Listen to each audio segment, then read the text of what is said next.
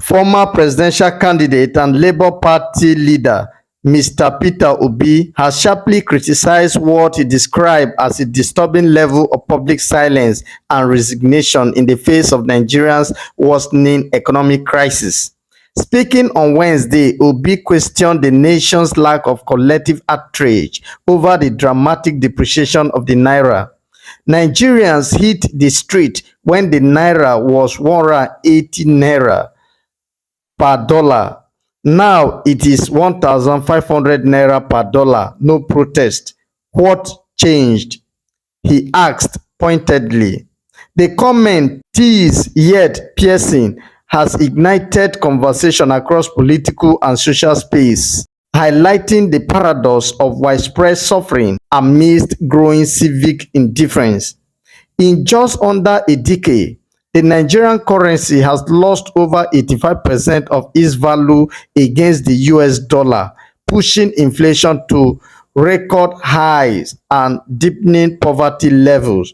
Yet, Obi lamented the populace remains eerily subdued. In 2014, protests rocked several Nigerian cities when the naira slipped past the 180 naira mark. Civil society organizations, student unions, and opposition figures decry what they then called economic mismanagement and currency sabotage. Fast forward to 2025, with the naira now at 1,500 naira to the dollar, public reaction has been largely muted. Observers says Obi's comments are not only a critique of government policies but a wake-up call to a citizenry that appears overwhelmed by economic hardship, political fatigue, and disillusionment with the democratic process. Economists have long warned of the implication of unchecked fiscal policies, dollar scarcity, and dependency on imports for basic commodities. Yet, beyond social media murmurs and occasional grumbles, no significant mass movement has emerged in protest of the country's worsening economic indicators. Peter Obi's remarks serve as both a provocation and a reflection of the deep psychological toll the economic downturn has taken on Nigerians.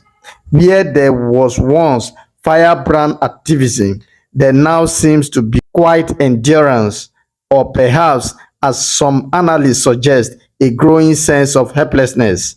The Labour Party leader's statement could also be interpreted as a subtle indictment of the current administration, which many believe has failed to stabilize the economy or inspire national confidence. Obi has consistently positioned himself as a voice of conscience in Nigerian politics, emphasizing transparency, accountability, and economic prudence. His latest remarks, while blunt, may galvanize public discourse on the nation's economic trajectory and the role of civic responsibility in shaping it.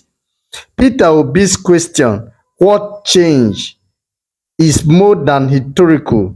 It is a challenge to both the leadership and the led. In a, in a democracy, silence can be as telling as speech.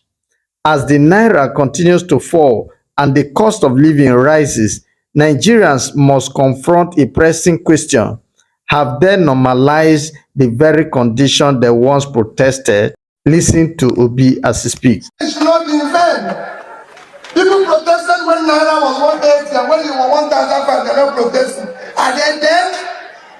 So when I not say it should not be in vain, I spoke a few days ago and people said I'm marketing Nigeria. When it's true to be in the market, one bank has just shown that 75% of Nigerians in rural areas are poor. Is one bank marketing Nigeria?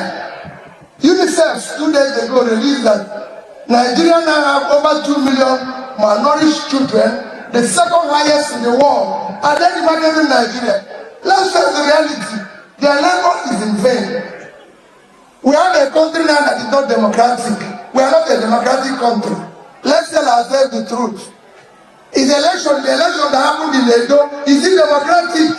Just the last election in Edo, is the most democratic election. Everybody knows who won that election. So why are we keeping it and saying, let your work not in vain? It is in vain. So we can start picking the pieces now, because they've destroyed everything people have sacrificed for.